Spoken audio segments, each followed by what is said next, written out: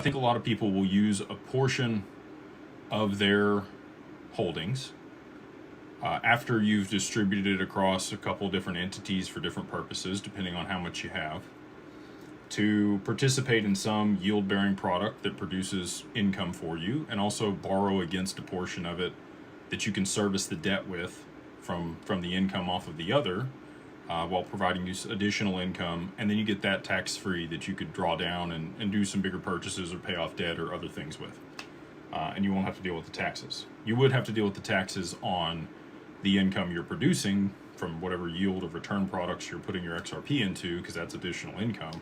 But if a portion of that was going off to service debt, then you get to write that off if you have it structured the right way. So I think you got it. Probably most people, I don't think, are going to be leveraging more than 50% of their holdings. It's really going to depend on the interest rates.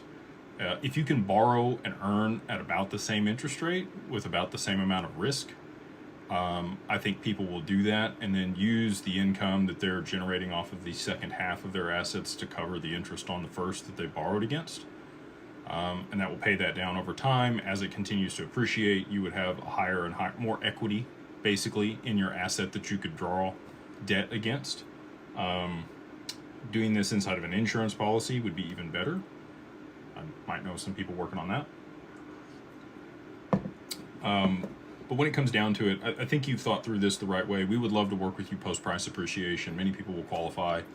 So excited for that opportunity, excited for the future, and our financial advisors, and I should probably say this, I'm not the end-all be-all. I know enough to be dangerous.